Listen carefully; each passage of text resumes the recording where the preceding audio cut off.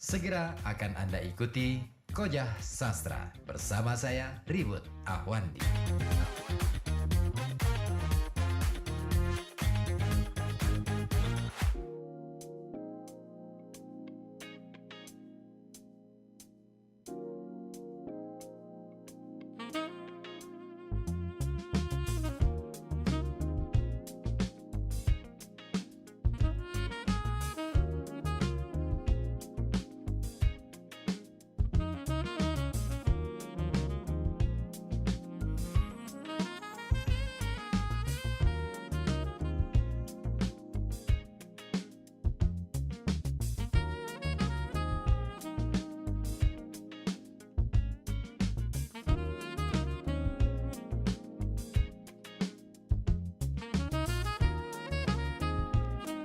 Assalamualaikum warahmatullahi wabarakatuh. Selamat malam, selamat berjumpa kembali bersama saya Ribut Ahwandi di Kojah Sastra untuk edisi kali ini.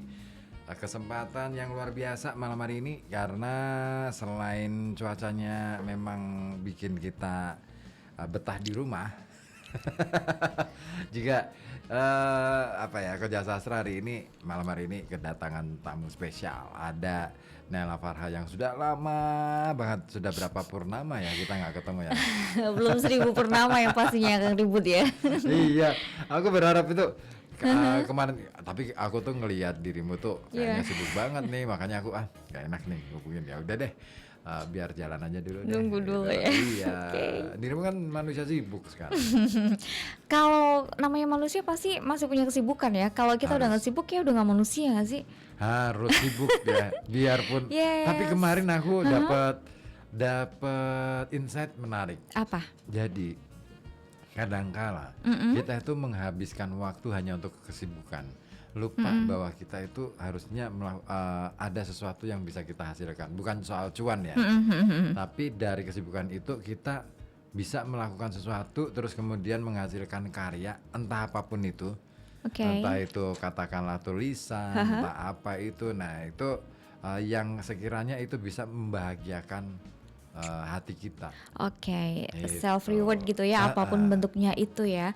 Entah hanya mungkin sekedar untuk baca atau apa gitu. Tetapi kan dengan kesibukan yang ada bukan berarti setiap orang itu bisa disamakan gitu kan. Dalam arti maybe kita perjalanan kemana itu kan juga bisa sambil membaca atau sambil refresh atau apapun itu tuh termasuk juga self reward juga sih menurut saya. Banget. Ya makanya kenapa belakangan ini aku juga getol lagi untuk menulis. Wih, ya selain katanya luar biasa ya Kang ya, nggak setiap hari juga sih, karena kadang dalam sebuah karya ya kita melahirkan karya itu kan tidak pilihannya ada dua ya, quantity atau quality, tinggal momen aja gitu kan. Kalau misalkan memang quantity dan quality-nya sejalan is okay. Tapi kadang-kadang ada juga tuh ya kan, hanya memilih salah satu aja tuh ya kembali ke pribadi masing-masing sih. Kalau menurutku ya kalau quantity berarti dia masih dalam tahap latihan. Artinya itu memang harus usaha keras ya untuk bisa menemukan gaya, menemukan metode yang tepat saat menulis dan lain sebagainya. Kalau sudah bicara tentang kualitas, sebenarnya sudah nggak bicara soal berapa jumlah atau seberapa intensitasnya ya, tapi lebih pada topik-topik apa yang kemudian dia angkat. Iya benar. Biasanya kadang-kadang penulis-penulis yang hebat-hebat ya, yang aku lihat, yang aku baca. Kang Ribut gitulah ya contohnya. Bukan, jangan. Penulis-penulis yang di luar sana ya. Saya ngelihat bahwa gila, cuman ngobrol di warung kopi aja jadi tulisan gitu. Iya, kan. benar. Aku kadang-kadang ngiri gitu kan. Wah, kenapa aku tidak mulai dari itu aja ya. Jadi sembari jalan-jalan, sembari ketemu orang, ngobrol, terus kemudian akhirnya jadi tulisan. Itu kayaknya jauh lebih bermanfaat deh hidup kita daripada ya kan. So simple gitu ya. Daripada kesana kemari, tapi nggak ada sesuatu yang bisa kita hasilkan. Iya, benar-benar. Kadang juga karena kita ngobrol di suatu tempat gitu kan. Nanti besoknya ya langsung aja nih ditulis. Hal yang kita obrolkan sederhana, hanya itu tadi ya, hanya sekadar mungkin kita sedang ngopi bersama atau apa, itu bisa jadi something is good gitu. Luar biasa banget. Itu makanya Aku mencoba untuk mulai seperti itu karena apa ya? Sebenarnya catatan-catatan kecil macam itu ya. Nantinya saya percaya ini kalau kita bicara tentang masa depan ya. Saya percaya bahwa sebenarnya orang-orang yang apa ya? Jadi penelitian ilmiah itu berangkat dari itu, catatan-catatan kecil. Mestinya. Nah, iya kan? Nah, dari situlah kemudian suatu ketika catatan-catatan kecil itu bisa menjadi apa ya, ketika dikaji katakan 50 tahun lagi ini ya. Mereka akan menonton bahwa oh, ternyata harga kopi di zaman itu sekian ya. Oh, betapa ekonomi misalnya nih. Jadi data ya. Nah, jadi data. Bank data. Iya, catatan-catatan kecil itu saya kira itu jauh lebih apa ya, urgent daripada sekadar menuliskan informasi. Benar. Nah, sekarang juga banyak orang yang menyimpan juga catatan-catatan kecil itu di media sosial. Misalkan yang banyak digunakan itu misalkan seperti Facebook. Bahkan ada yang membukukan, dia membuat buku dari catatan-catatan kecil dia yang ada di Facebook. Tapi dalam arti memang catatan Facebooknya yang daging lah ya, nggak yang keripik-keripik gitu ya, huf lapar gitu, enggak ya gitu juga sih. Aduh, kalau itu mah enggak banget ya, enggak banget. Tapi sebelum ke situ juga sebenarnya memang ada ya, kayak Maman Suherman, Kang Maman. Yes. Saya beli bukunya tuh harga 150 gitu, tebel sih. Begitu aku baca, lah ini kan cuitannya dia di Twitter. Iya benar-benar dibukukan aja. Dijadikan buku. Sebelum itu ditutup kali ya. Gila ini kok terus aku mikir, ya kalau begitu sebenarnya kita bisa jadi penulis tanpa harus bikin sesuatu yang baru dari ada dalam arti tulisan-tulisan baru bisa muncul dari status-status kita. Iya, gitu. Mungkin membiasakan diri ya dengan sesuatu apa yang kita suguhkan kepada orang lain itu memang sesuatu yang baik, sesuatu yang berbobot. Kita mengedukasi dengan orang lain gitu. Nah, ini kayaknya obrolan kita ini sebenarnya kelihatannya nggak nyambung, tapi sebenarnya ada sangat relevan banget dengan topik kita malam hari ini. Ya nggak sih, ngomongin soal menempa diri di era di tengah gempuran informasi gitu kan. Sebuah resiliensi dan juga literatur dari Suratullah. Keren. Kita buka cuman obrolan kayak gini jadi jadi sebuah gak nyangka kan narasi gitu ya. Gak nyangka bahwa sekarang itu semua serba canggih, dunia kita serba digital dan akhirnya membuat kita itu rame-rame nyeburkan diri ke media digital. Lupa bahwa media digital ini sebenarnya antara ada dan tiada. Iya, maya ya, dunia maya. Akhirnya kita kadang lupa ini saya sedang berada di dunia nyata atau dunia maya. Nah karena terjadi bias ya di situ kali ya. Jadi di sini sekarang ini yang tadi Kang Ribut sampaikan juga memang kita sekarang berada di tengah gempuran digitalisasi yang sangat luar biasa gitu. Jadi kita menghadapi dua hal yang besar gitu. Yang pertama tentang hiruk pikuk informasi yang tak pernah berhenti ya. Jadi kita bisa bilang bisa menyebutnya dengan banjir digital. Ya itu yang pertama. Dan yang kedua kaitannya dengan tekanan hidup modern yang menuntut kita untuk selalu kuat. Nah, tekanan hidup modern yang menuntut kita untuk selalu kuat, terlihat proper gitu, terlihat oke. Nah, tapi pertanyaannya Kang, bagaimana kita bisa tetap waras, bisa tetap cerdas, dan juga tangguh di tengah gempuran ini? Itu yang perlu kita pelajari bersama. Oke deh. Nah, sebelum ke arah sana, kita jeda dulu ya, supaya teman-teman yang lain di rumah, yang ada dimanapun juga ya, ini bersiap-siap untuk menyambut topik kita malam hari ini.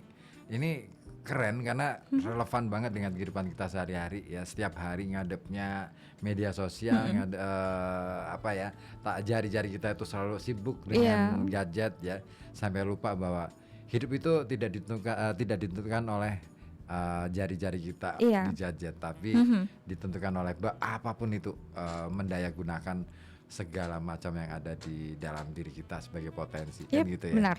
Nah, satu lagu dulu deh dari ini keren, Kajawi ini keren banget.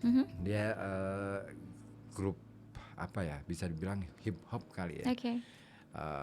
Mereka ini seneng banget bikin lagu-lagu dari dengan bahasa Jawa, karena memang asalnya dari Jawa juga. Dan tema-temanya tentang wayang. Keren. Kita simak bareng ya. Bratayuda.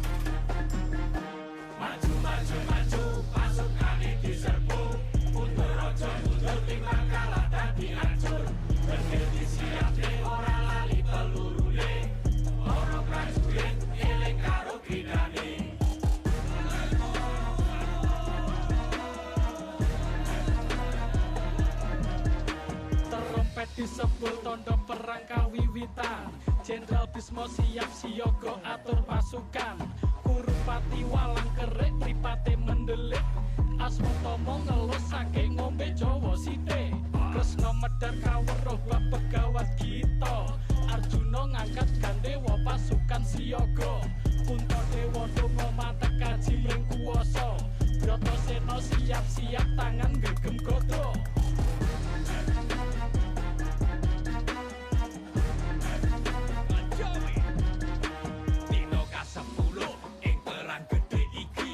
Jenderal Bismo gugur dijemparing Srikandi, mergo sumpah sekti Dewi Amba sing nyawiji, Durna sing ngateni dadi senopati.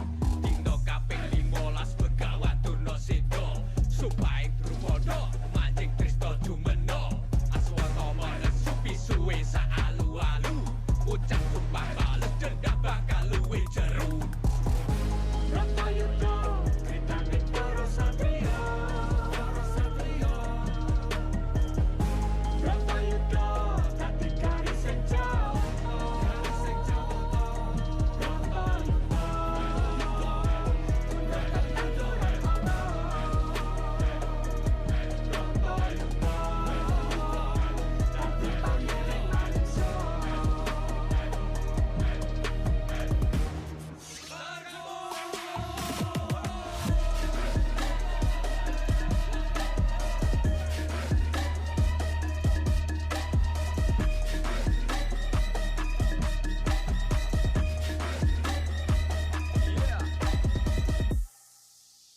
Mlebu dina 13 Jayadrata panas, duwe aji pamungkas Pandhawa dilibas, Abimanyu lelayu banjur gerak maju, gugur wanci perang raga kepak peluru, Arjuna ora trima banjur ucap sabda, Sri Kresna tumindak pungkas Raden Jayadrata.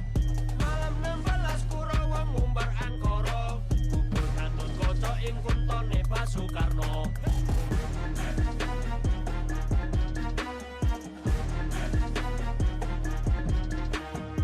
Kaping 17 Karna tanding arane, gugur ing Palagan musuh Janaka adine, Dursasana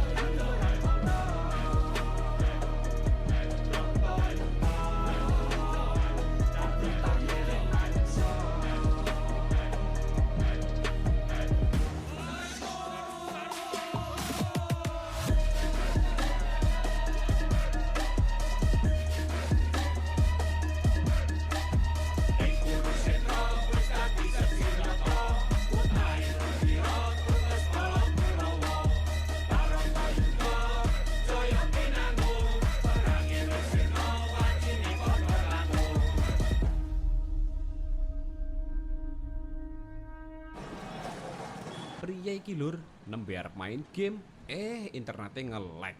Dian. Bodoh, aku ya kaya kuwi. Sepenak-penak ndelok drakor, malah mubeng-mubeng tok internete.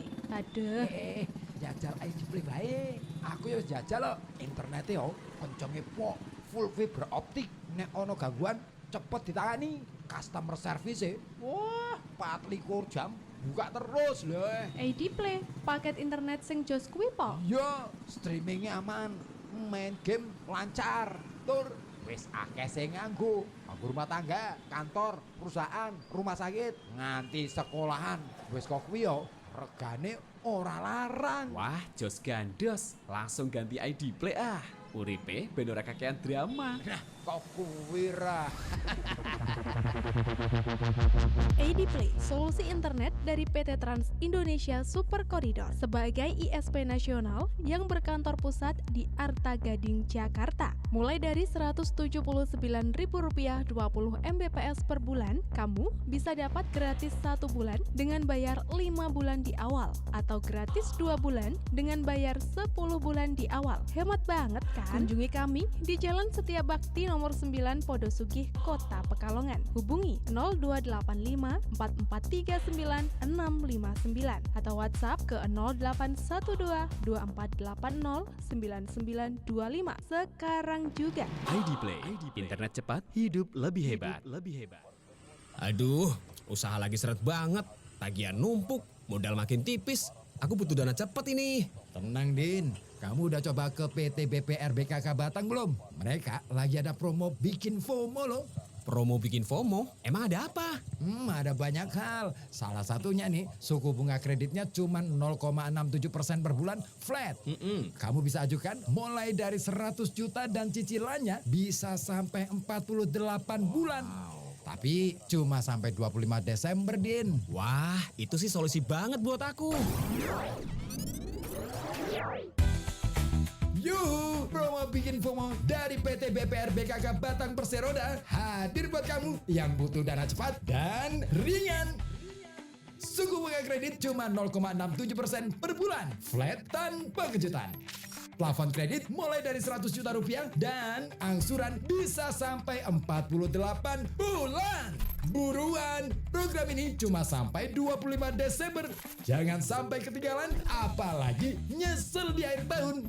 Langsung aja ajukan ke kantor pusat operasional Jalan Yosudarso, Karangwidoro, Batang. Telepon 0285 391178 atau WhatsApp di 0813 2914 3536. Bisa juga ke kantor cabang terdekat.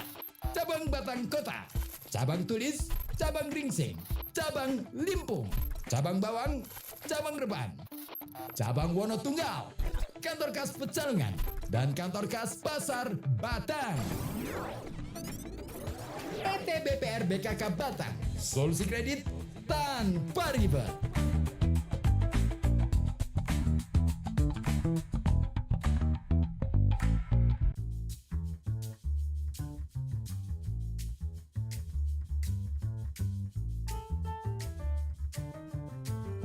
Anda masih menyimak Kojah Sastra bersama saya Ribut Ahwandi hanya di FM 91,2 Radio Kota Batik.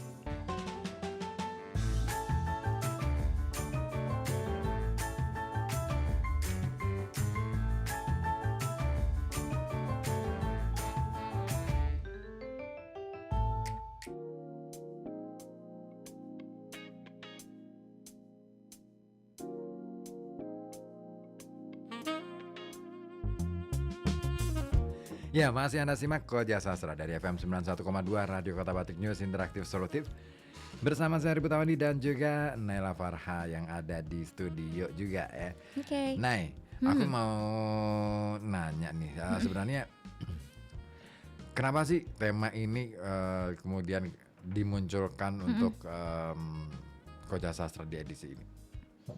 Karena ya itu tadi ya, di era sekarang kita menghadapi dua hal besar itu, hidup pikuk banyak informasi yang banjir digital, dan juga kita harus look good ya, tampil selalu kuat di tengah tempaan hidup sekarang ini karena.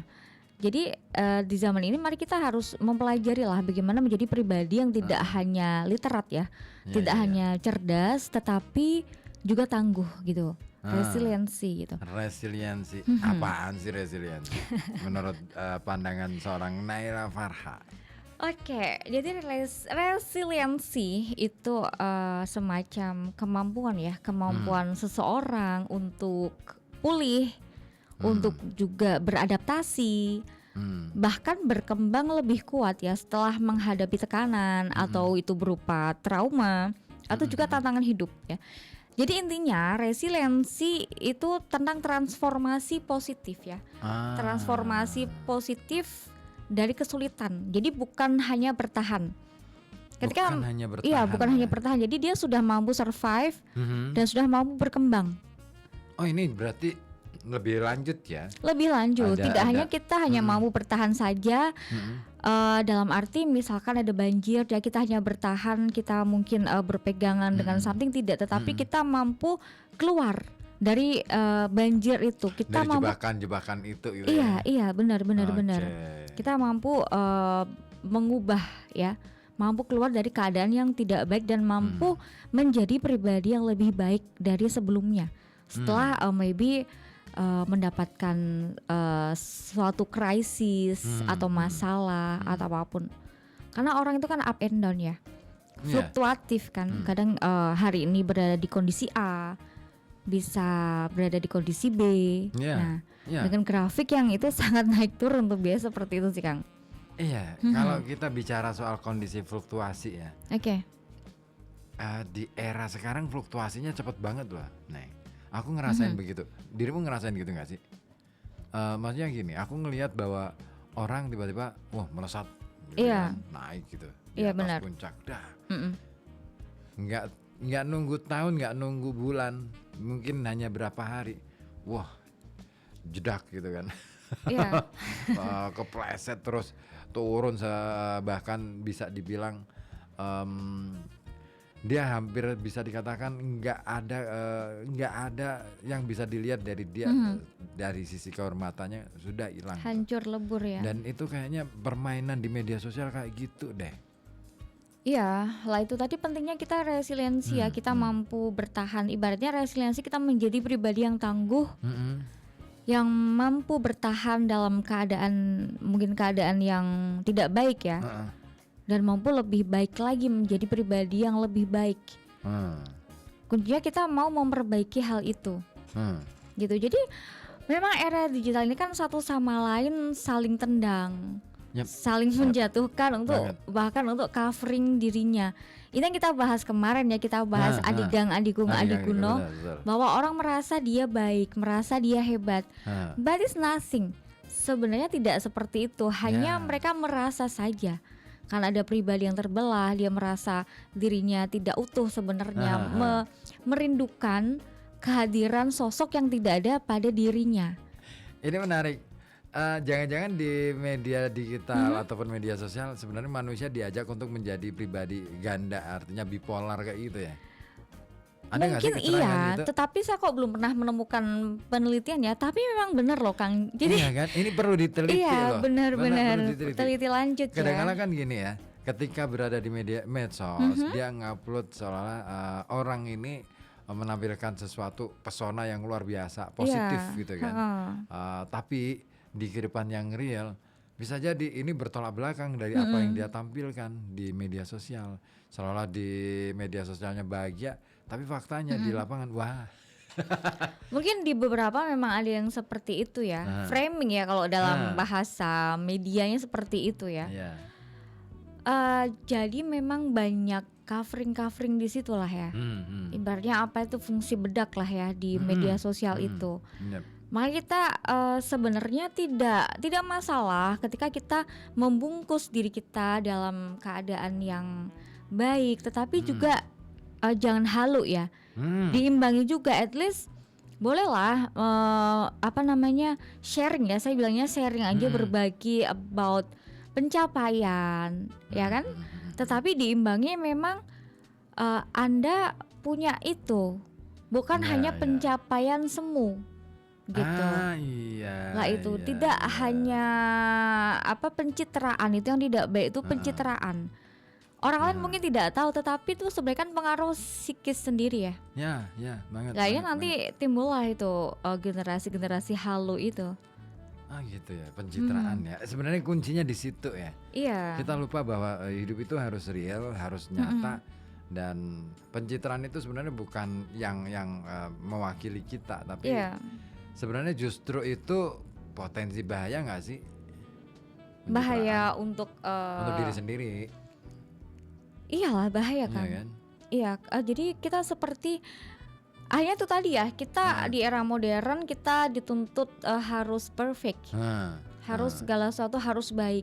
Betul. Itu kan juga membebani diri sendiri. Iya ya. At least kalau memang tidak mampu untuk ke situ, ya sudah, lama-lama merasa bebannya berat, down, ya sudah seperti itulah. Gitu. Apa sedikit, oke lah yang tadi Kak Ribut sampaikan ya. Fluktuasi banget, keadaan fluktuatif ya. Sekarang mungkin bisa naik ke tangga 8, besok langsung jerot jatuh. Nah, ketika dia berada di tangga atas mungkin terlalu nih. Sudah menampilkan keindahan yang luar biasa. Besoknya langsung jatuh. Nah, itu yang kadang orang kurang siap ya dengan keadaan yang seperti itu. Maka berarti yang paling aman gimana nih Kang? Ya itu dia makanya. Yang sedang-sedang saja mungkin ya. Iya. Ya yang lumrah aja lah hidup gitu ya. Tapi hari ini tuh susah loh menjalani hidup secara lumrah, itu susah loh. Iya. Karena ukuran lumrah sudah berbeda loh. Iya, indikatornya itu sesuai dengan pribadi masing-masing. Nah, iya kan? Jadi sebenarnya kita juga menghadapi hal yang lebih besar lagi adalah tantangan resiliensi nasional. Nah, jadi Kang, kondisi Indonesia saat ini berdasarkan data ya, dari riset dari Fakultas Psikologi UI tahun 2021 bahwa saat ini di Indonesia tuh menemukan bahwa resiliensi masyarakat Indonesia tergolong rendah. Jadi kalau scoring itu dari 3,2 dari 5 itu relatif rendah kan. Nah, ironisnya tantangan ini diperburuk oleh apa yang disebut banjir informasi itu tadi.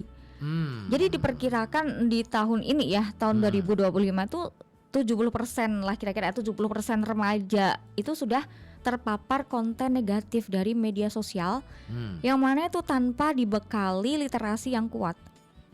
Nah, jadi situasi ini akhirnya membuat kita ya, membuat ya remaja yang tadi 70% itu rentan terhadap tekanan yang berkepanjangan gitu, baik itu kita bilang pandemi kali ya, pandemi kesehatan atau juga banjir digital itu. Gitu ya. Ngeri juga ya sebenarnya kalau kita bicara soal semakin banyak informasi yang kita terima yang selalu lalang di media sosial. Sebenarnya makin sehatkah kita atau justru semakin membuat kita tuh nggak sehat secara mental?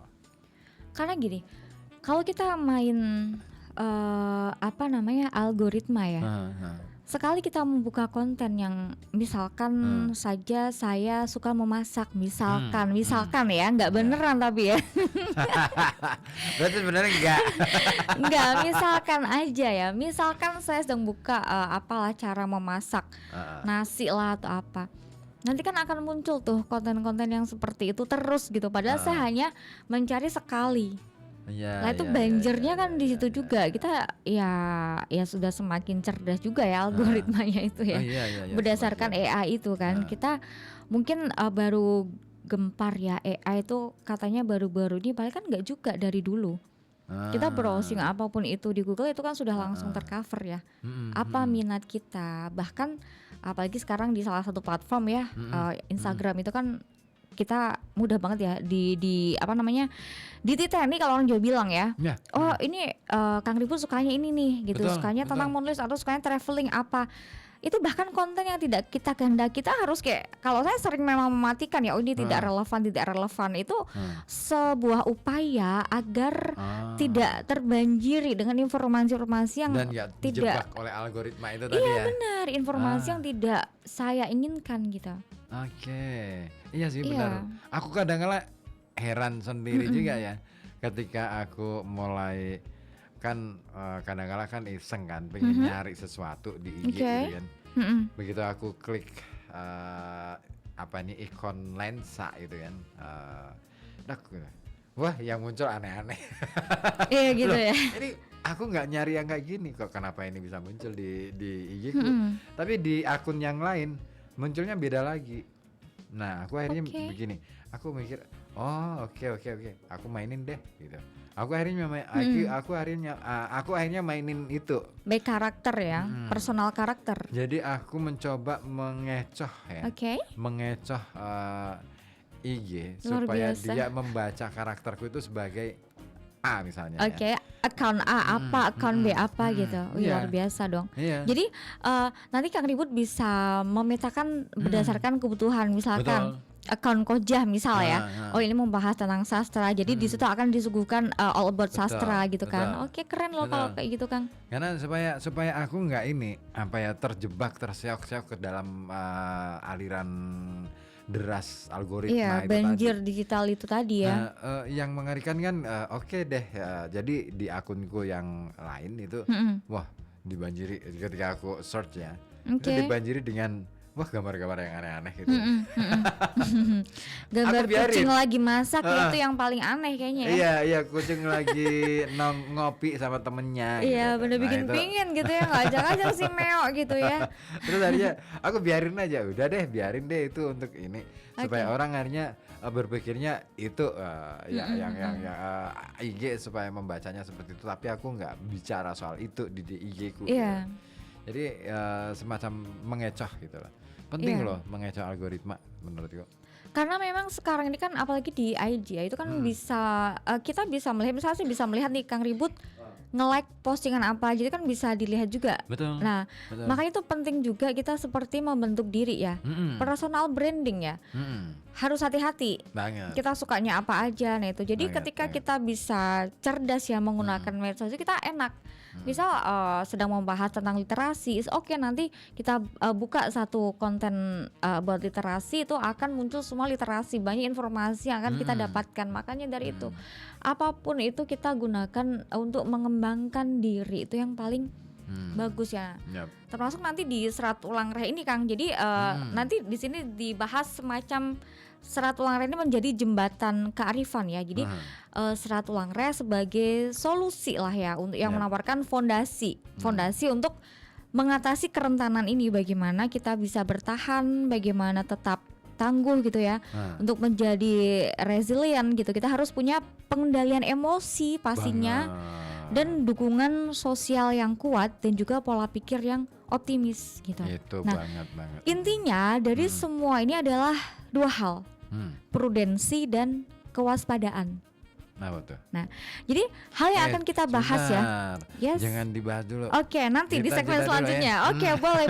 Nah, nanti di segmen selanjutnya kita akan bahas di pupuh pangkur. Nah, oke. Ini pupuh yang paling aku suka tuh, pangkur. Yes.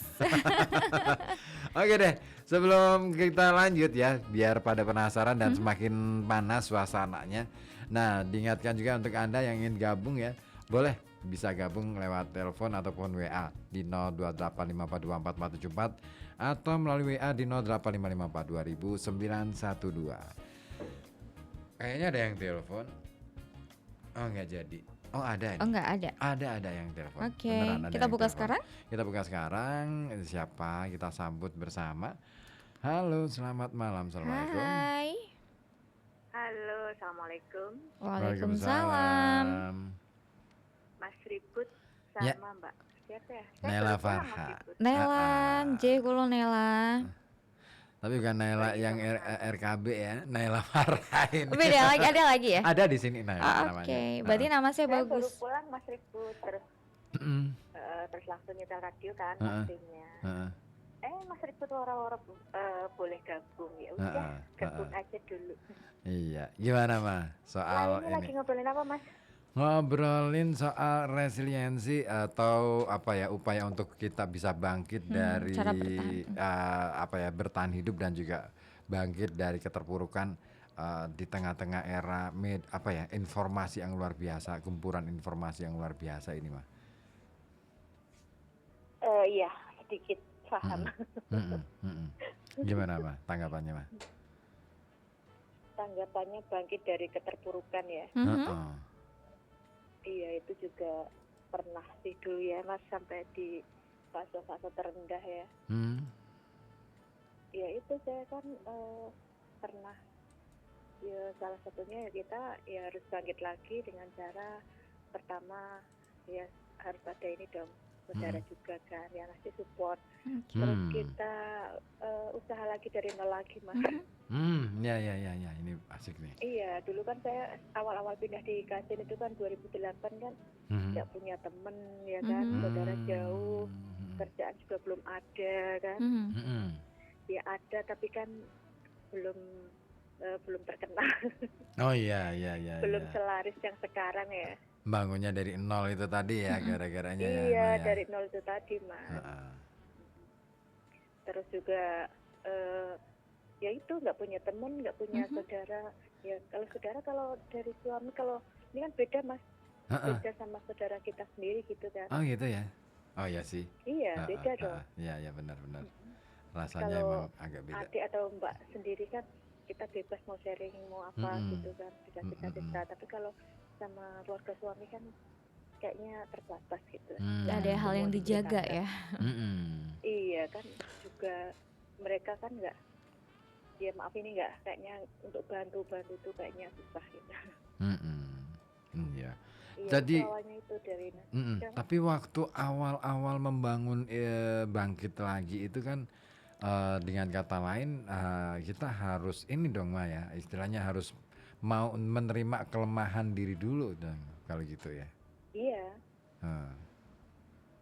Kan karena nggak Ya, punya. untungnya kan saya punya saudara walaupun jauh kan bisalah untuk gantian apa gitu jadi.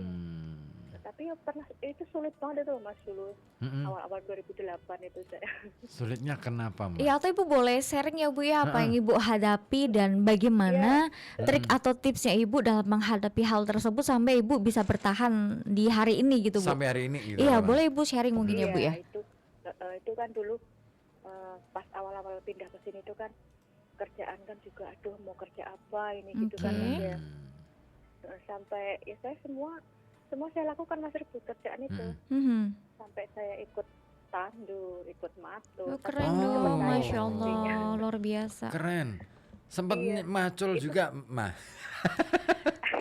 Ibu boleh macul di rumah saya juga boleh Bu. Skillnya boleh nih Bu kayaknya Bu. Iya nih perlu nih. Aku belajar macul itu sama Mama Sasa nih. Saya kan ikut tandur, ikut matur ya, ikut pas masa TK itu ya tahun 2010 lah. Kata orang-orang sini. Itu punya Sasa baru pulang dari Jakarta katanya. Di sini mau matur, mau tandur gitu. Berarti Ibu dulu di Jakarta Ibu? Iya, saya di Jakarta. Pulang ke sini karena? Lagi kan, ya kan anak udah ini ya masuk SMP kan. Tadinya kan di Blora itu Mbak yang gede ya. Iya. Saya kan udah ada rumah di Kajen udah jadi. Kalau nggak dapatin kan sayang kan. Iya. Iya, terus kita memutuskan untuk pindah di Kajen kan dari Jakarta itu. Iya lah, untuk bangkit itu ya sedikit demi sedikit Mas.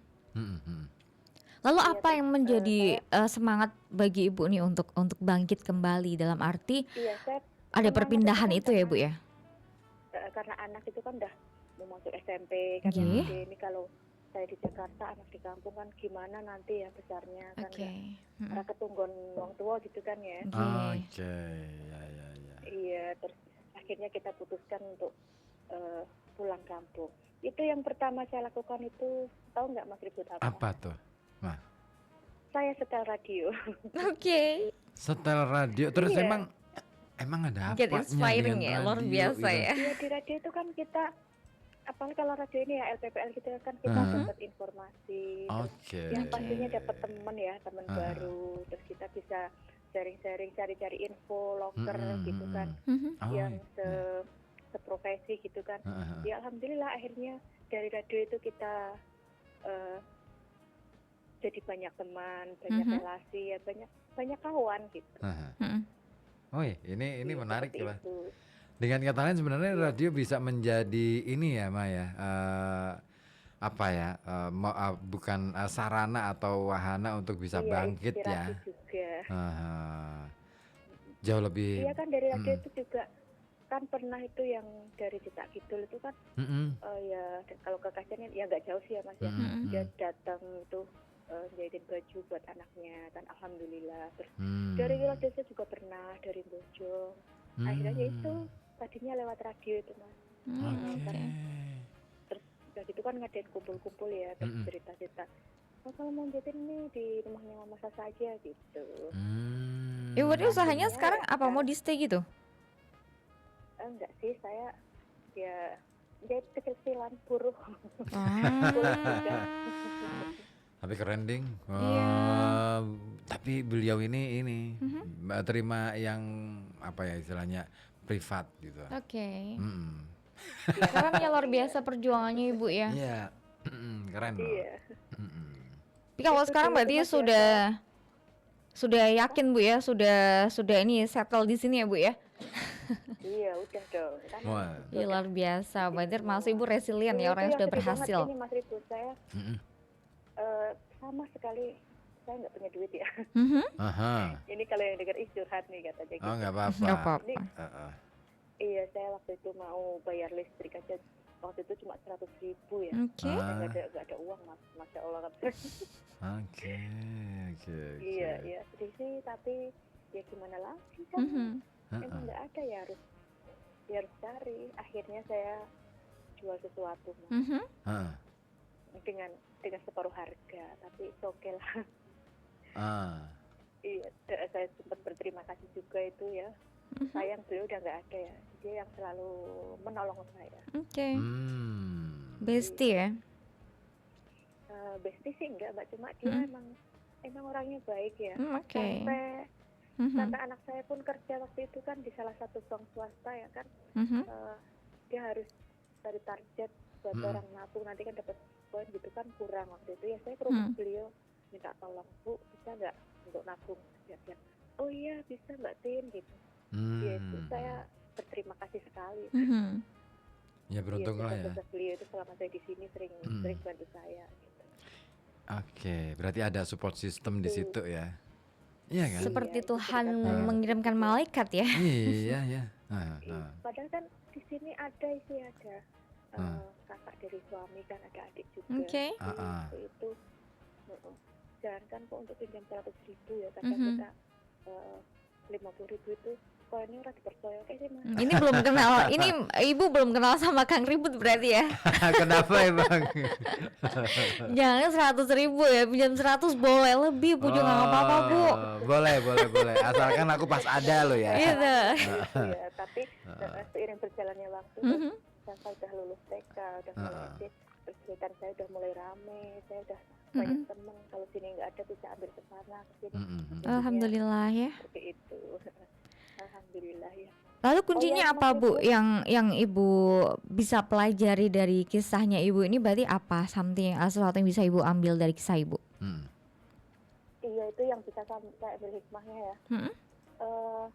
Jangan apa ya? Jangan sungkan untuk menolong orang. Selagi kita bisa. Gitu. Luar biasa. Nanti kan kita nggak ditolong, dia kan orang lain yang akan menolong kita. Akan berbalas ya Bu ya. Nandur ngunduh itu berarti Kang Ribut ya. Nandur ngunduh. Wah, iya. Keren. Emang karena kan kita hidup ini seperti cokro manggilingan ya, dalam arti kita tidak akan berada dalam satu poros saja, tetapi akan terus berputar. Karena kita tidak berada di pusatnya, kita hanya di pinggiran. Iya benar. Dalam cakra itu. Tapi kalau zaman sekarang itu ya sekarang harus berpilih-pilih juga sih. Oh gitu. Modus gitu. Tapi dari dulu sih Mas sebenarnya modus itu cuman tinggal modusnya baik atau enggak nih gitu kan. Beda cara aja. Iya kan, caranya aja sekarang lebih canggih. Kalau inget itu saya kadang sedih ya, tapi itu kan perjalanan hidup ya. Iya Mak, betul. Iya. Alhamdulillah sudah dari Gorontalo terlampaui. Oh dari Gorontalo, siapa Mas? Iya, ini Mas Triyono kalau atau Ayah Devi, dia katanya setiap acara itu selalu monitor radio Kota Bandung. Wow, keren dong. Beneran ya berarti ya, soalnya kemarin Pak Minano juga cerita soal itu Mas. Cuman dia Pak Minano agak ragu-ragu, beneran nggak nih gitu. Oh ternyata bener nih. Kan tadi kan sore aku gabung sebentar ya 5 menit. Kata beliau gini, Mama Ellen, aduh ini pasti pendengar RKB nih kalau panggil saya Mama Ellen nggak bisa mulai lagi gitu kan. Kok aku nggak dijawab gitu. Tadi emang nggak nyawa, saya sebenarnya itu tadi mau rutinan. Terus saya sempetin gabung 5 menit tadi sama Mas Oji. Mas Oji ya. Oh iya nanti bentar lagi saya mau telepon, nanti jangan monitor. Iya saya selalu monitor Mas gitu katanya. Tapi Ya, luar biasa aku ya. tadi sore ketiduran di ruang studio. Cuma dia tinggal di Gorontalo. Di Gorontalo, keren. Iya. Cuman waktu Malah kita sudah kirim foto-foto juga. Oh, sudah kirim foto-foto juga. Oke. Dia kayaknya saingan Mas Ribut ya. Kenapa? Gondrong juga? Iya. Nggak apa-apa, aman. Sefrekuensi ya akhirnya ya dapet teman-teman di frekuensi Koja Sastra ini juga ya Kang ya. Iya. Iya saya kan waktu itu posting ini kan yang Mas Ribut acara yang apa sih itu ya, yang 2 juta dibagi 30 itu loh. Riat Malam Pak ya. Yang sama Mas Oji itu Riat Malam bukan sih ya? Enggak, wedangan itu. Kan? Aku ngobrol di wedangan itu. Iya belanja pagi itu kan saya gini. Ini kata Mas Ribut sama Mas Oji semalam matematika yang paling sulit gitu kan. Terus dia komen gitu, Mama Ellen gitu, wah ini udah pasti nih pendengar RKB nih. Terus akhirnya dia inbox. Oh gitu, iya. Kan, beliau monitor RKB katanya dari tahun 85 Mas. Wow, sampai sekarang masih ya. Setia ya? Iya, terus saya kan tandain gini ya, berarti udah tuir dong. Iya pastilah. 85 udah monitor. Belum tuir kok udah dikirim fotonya. Masih muda Mas, cuman umurnya aja angkanya yang ini. Senior lah ya. Senior, bukan tua mah tapi senior. Senior. Buat Mas Rionata ya Devi ya, semoga sehat selalu, tetap monitor Radio Kota Batik. Oke. Ya udah Mas Ribut mungkin. Belakangnya ada yang mau gabung juga. Siap, itu cerita saya tadi. Ya terima kasih sudah bergabung, udah sharing ya dengan pengalaman yang sangat luar biasa. Asik sih. Terima kasih ya. Assalamualaikum warahmatullahi wabarakatuh. Waalaikumsalam warahmatullahi wabarakatuh. Mama Sasa di Kajen Nyamuk ya. Oke deh, baru aja gabung. Oke deh, sebelum kita lanjut, nah ini kayaknya pengalaman Mama Sasa ini sangat relevan dengan apa yang kita bahas dengan Wulang Keleh nanti. Tapi sebelum ke sana, satu persembahan dulu deh buat kita bisa sedikit ambil nafas gitu ya. Biar kita seger lagi. Oke, boleh. Ada Jogja Hip Hop Foundation. Sekali waktu kita ketawa aja deh. Ngelihat kehidupan yang begini ini. Ayo guyu. Aku lapar, kau beri aku makan belok. Kau kira aku mati? Ke angkasa kau terbang dalam meteor. Ku masukkan hidup bintang dan bulan dalam rohku. Dan ketika kembali ke bumi dan dapat lagi, aku menyusui anakku. Bukan hanya dengan sepasang buah dada, tapi dengan ribuan tetek bidadari suku. Kau lemparkan kakiku, kau kira ku tak dapat lagi menyangga atap rumahku. Gajah itu memberikan kakinya padaku. Aku jadi lebih kuat daripada dulu. Kini ada padaku semua itu. Kaki bagian tiang kau menyangga hidup yang tak akan benar. Jangan kau pikir aku ini orang bodoh. Orang bodoh.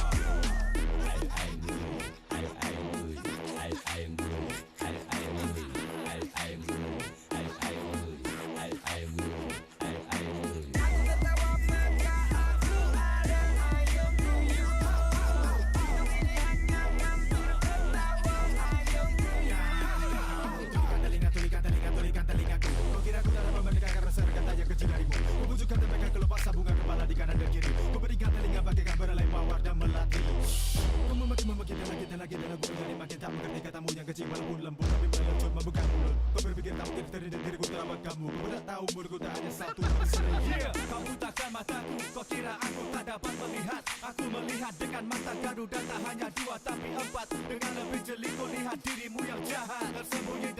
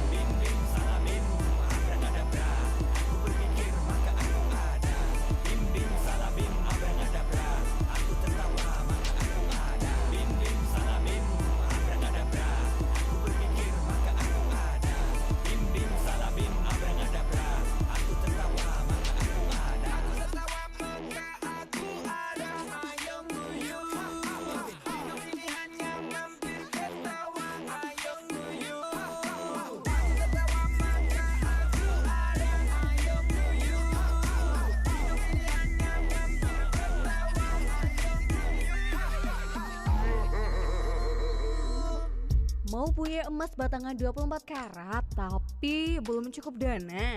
Tenang, Pegadaian punya solusinya. Pegadaian Cicil Emas. Bersama Pegadaian, kamu bisa punya emas batangan 24 karat dari Galeri 24 dengan cara dicicil yang fleksibel dan menguntungkan. Mau mulai dari 0,5 gram hingga 1000 gram? Bisa banget. Tenor sampai 36 bulan dengan cicilan tetap meski harga emas naik. Dan ada promo menarik loh yang sayang banget buat dilewatkan. Cicil emas seru untuk pembelian 1 hingga 5 gram. Diskon uang muka hingga Rp30.000 per gramnya. Arisan emas bareng teman, diskon uang muka Rp50.000 per gram. Cicil emas gemar juara, diskon uang muka dari Rp25.000 hingga Rp40.000 per gram tergantung tenor dan berat emas. Dan spesial untuk calon jemaah haji ada bonus potongan Rp70.000 per gramnya. Kalau mau lunas cepat ada diskon pelunasan juga loh. Dengan uang muka hanya 15% dan emas bisa dijual kembali di Galeri 24 dengan gampang dan aman tentunya. Langsung yuk simulasikan cicil emas kamu melalui aplikasi Pegadaian Digital yang bisa kamu unduh di Play Store maupun App Store. Promo berlaku sampai 30 September dan 31 Desember 2025. Yuk manfaatkan sekarang juga. Pegadaian, atasi masalah tanpa masalah. Bersama Pegadaian. Waduh, belai iki Kang, tanggal 30 November wis ora bisa mbuak sampah nang TPA Degayu maneh. Mulakno Kang, mulai katik saiki dhewe kudu bisa mengelola sampah dhewe. Pemerintah juga wis nyediake sarana pengolahan sampah berbasis masyarakat. Nek sik kangelan bae mbuak sampah nang ndi, monggo bisa kerjasama kalian petugas jasa angkut sampah sing biasa lewat ngarep omahe dhewe iki. Menindaklanjuti keputusan Menteri Lingkungan Hidup RI nomor 742 tahun 2025, TPA Degayu akan resmi ditutup pada 30 November 2025. Kini, kita memasuki masa darurat pengelolaan sampah. Pemerintah Kota Pekalongan telah menetapkan langkah-langkah strategis. Pengurangan sampah di sumbernya, pemilahan sampah organik dan anorganik, penyediaan sarana pengolahan sampah berbasis masyarakat, serta pembentukan satgas dan lembaga pengelola sampah. Kami mengajak seluruh warga, pelaku usaha, dan lembaga pendidikan untuk mengelola sampah secara mandiri dan bekerja sama dengan petugas jasa angkut sampah. Karena masa depan Kota Pekalongan dimulai dari sampah yang kita kelola hari ini. Dinas Lingkungan Hidup Kota Pekalongan bersama warga menjaga bumi. Wah bro, mukamu kusut banget tuh. Ada apa sih? Kesel banget bro, cetak di tempat sono tuh bikin emosi, nunggunya lama, hasilnya zong pula, gak sesuai ekspektasi. Lah makanya, kalau urusan cetak mencetak, ya ke Apollo Print aja. Udah terkenal banget tuh, satu-satunya percetakan legendaris di Kota Pekalongan. Lebih dari 30 tahun pengalaman, tetap konsisten jaga kualitas, kepercayaan pelanggan, dan pastinya waktu pengerjaan bisa menyesuaikan keinginan pelanggan. Serius tuh, gimana caranya? Gampang banget, kirim aja data merek kamu, nanti tim Apollo Print yang bantu desainin sesuai kebutuhan. Mau order besar? Bisa banget. Apollo Print juga melayani pabrik-pabrik sarung dan tekstil di Pekalongan Raya. Wah, mantap. Gak pakai ribet, hasilnya kece. Langsung cus ke Apollo Print deh. Untuk Anda, warga Pekalongan Raya dan sekitarnya yang butuh kemasan plastik, mika, plastik sarung, batik, atau parfum untuk usaha Anda, Apollo Print Pekalongan siap membantu. Kami menyediakan mika polos untuk daster, plastik snack, label bordir, hingga handtag. Semua dirancang untuk melindungi sekaligus mempercantik produk Anda. Dengan pengalaman yang sudah teruji, Apollo Print jadi pilihan utama konsumen Pekalongan. Untuk kemasan yang berkualitas dan harga terjangkau, kunjungi kami di Jalan Seruni, Gang Sriwedari, nomor 1, Poncol, Pekalongan, atau hubungi WA 0857 4274 5765. Buka setiap Sabtu sampai dengan Kamis, mulai dari jam 8 pagi sampai jam 4 sore. Apollo Print Pekalongan, rekan amanah kerja Anda.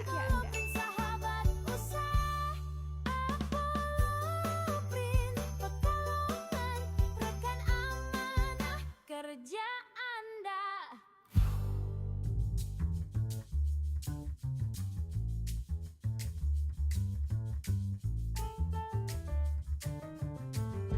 Anda masih menyimak Kojah Sastra bersama saya Ribut Ahwandi hanya di FM 91,2 Radio Kota Batik.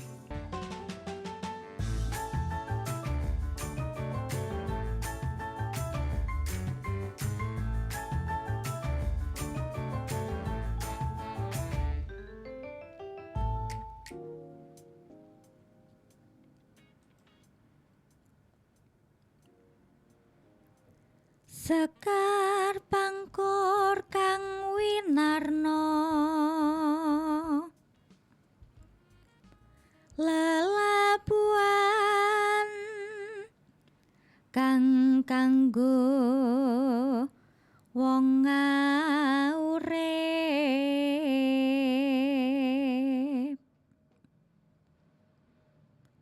ololan becik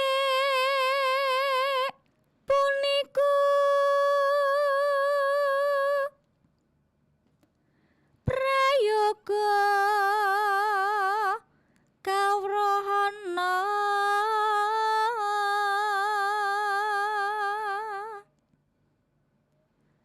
adat waton puniku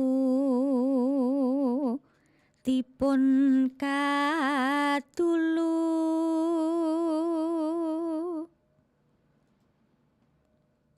miwa ingkang tata krama den kaesti siang ratri.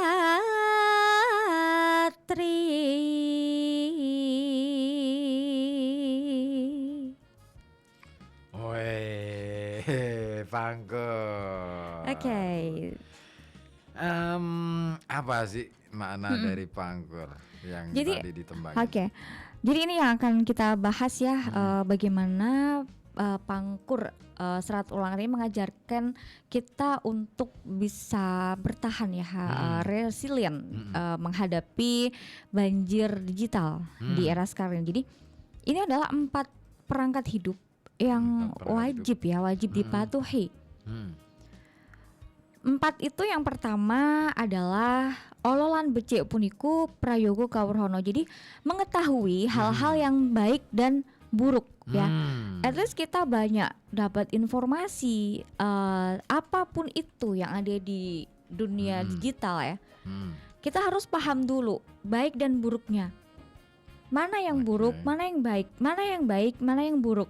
Itu yang perlu kita pahami terlebih dahulu agar kita tidak larut ya, tidak terseok-seok ke dalam arus tersebut. Nah, ini baik dan buruk untuk siapa dulu nih? Untuk diri kita dulu. Oh, itu dulu ya? Iya, kira-kira seperti ini baik nggak untuk saya? Itu untuk yang pertama kali. After itu baru bagaimana untuk lingkungan saya, bagaimana untuk orang lain, atau bagaimana kalau misal kita bicara nasionalis, bagaimana untuk negara kita gitu ya. Nah, itu yang pertama. Lalu yang kedua, memahami adat kebiasaan atau tradisi setempat ya. Adat waton puniku dipun kadulu. Nah, dimanapun kita berada, kita harus melebur sesuai dengan adat yang ada di situ. Seperti pengalaman dari mama tadi ya. Beliau mungkin dari Jakarta, dari ibu kota, tetapi kemudian berpindah ya, hijrah ke Pekalongan. Nah, beliau menyesuaikan diri bagaimana ada di Pekalongan, bagaimana kebiasaan di Pekalongan, sehingga akhirnya beliau dari cerita beliau tadi, beliau mendapatkan banyak rekan juga yang hanya sefrekuensi. Nah, seperti itu. Misalkan seperti mungkin kita sudah berpindah-pindah ya dari manapun itu ya, kita harus menyesuaikan dengan di daerah tersebut bagaimana tradisinya, adatnya. Kayaknya ada ya Kang ya peribahasanya, di mana bumi dipijak, di situ langit dijunjung. Nah, seperti itulah ya. Lalu juga yang paling penting sekali yang saat ini juga mulai bias ya, mulai jarang lah ya, mematuhi tata krama ya. Miwah engkang toto kromo den kaesti siang ratri. Maksudnya tata krama itu kita pakai ya, kita amalkan lah ya. tidak hanya saat kita dilihat. Nah itu tadi, misalkan saat di depan kamera kita bisa on cam ya, kita nice gitu kan, tetapi yes. gitu ya. After itu di belakang udah keluar yang tadinya makan 3 jari ya di belakang kamera langsung ya, itu tidak seperti itu. Maksud dan KSD siang ratir itu siang dan malam tata krama itu harus tetap dijaga. Berarti every time ya, setiap waktu itu kita tetap harus menggunakan tata krama tersebut, jangan sampai ditinggalkan dimanapun, dalam arti kita sedang berelasi dengan seseorang, dengan orang lebih sepuh atau lebih muda dari kita. Bagaimana bertata krama di jalan raya yang sekarang ini sudah banyak ditinggalkan. Banget. Ya kan? Kita semua orang mempunyai kepentingan masing-masing. Ini kita bahas di jalan raya ya. Ini kayaknya relate dengan pengalamanmu deh. Aku juga ngalamin sekarang. Benar. Iya kan, baru seperti ngalamin itu. Sekarang.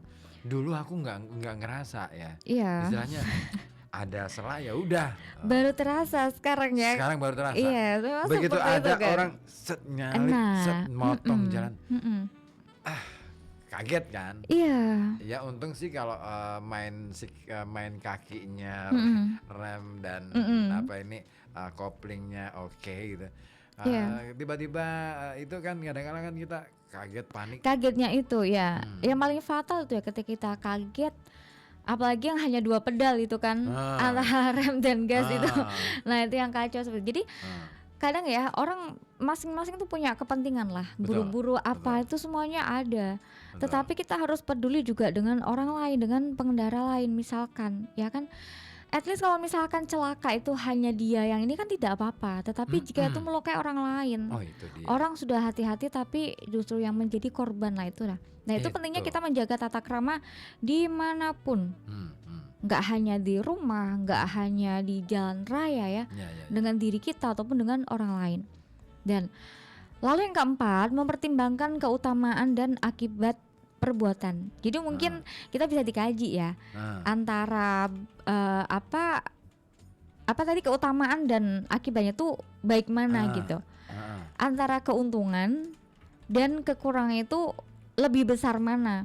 Prosentasinya itu juga harus dikaji secara mendalam. Ya, nah, jadi pilar keempat ini Duduko Lawan Prayogo yang mempertimbangkan keutamaan dan akibat perbuatan ini mekanisme filter etika dan moral sih Kang sebenarnya. Betul. Nah, yang paling krusial ini ya.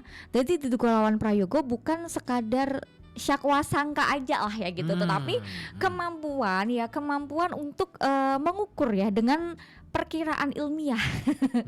Dia juga nggak hanya perkiraan ilmiah saja, tetapi juga memprioritaskan mana yang utama ya, serta mengukur akibat dari tindakan kita. At least ya, oh ini udah sen kanan nih, tapi kayaknya cukup deh saya balapin. Nah itu gimana akibatnya? At least tiba-tiba di depan ada something lagi, nah itu kan bisa terjadi sesuatu yang tidak diinginkan banyak orang gitu kan. Nah itulah ya. Nah lalu juga penerapan Duduko Lawan Prayogo ini dalam kehidupan modern ya, misalkan mengapa penting untuk resiliensi ya kan. Nah jika tidak menggunakan pertimbangan ini, kita akan menjadi orang yang deksuro atau kurang ajar, ngapunten ya, kurang ajar dan daludur niku tak karuan lah jalan pikirannya.